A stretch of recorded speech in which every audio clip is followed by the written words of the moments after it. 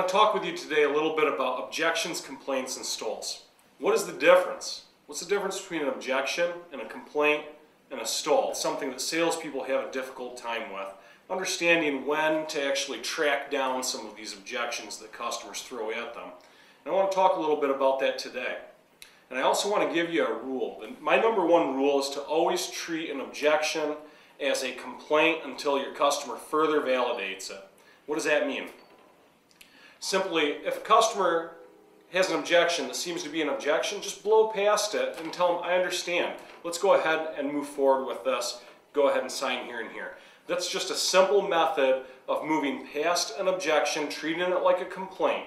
If the customer comes back and further validates that and says, no, you don't understand, Steve, really, this is an issue, then you understand that it's an objection that you need to track down.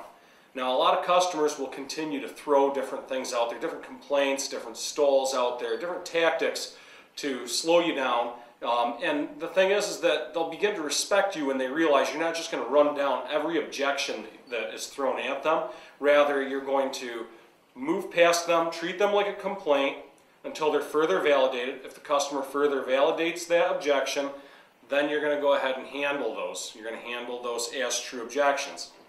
Now let me give you a common example of a stall. Just send me the information and I'll contact you back when I want to talk about it. Okay? Everybody's dealt with that. That's just one example of a stall.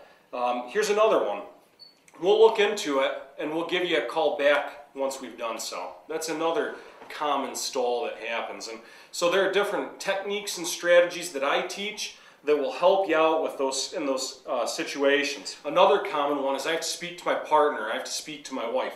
These are commonly stalls, and let me just explain to you. Some of you may be saying, hey, you know what, that's a real objection to me. I talk to my wife about everything. And what I always tell customers is anybody who's got to speak to their wife about everything has already spoken to their wife about everything.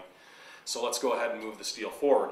But just to go back into some of the other things that you deal with, other stall examples, there are numerous ways, and there's a very large tool belt that you need to develop in handling these stalls because they're tying you up, they're keeping you from closing your deal. And that's something that I teach. I continue to teach sales professionals and entrepreneurs all across the United States and Canada and throughout the world how to get through those.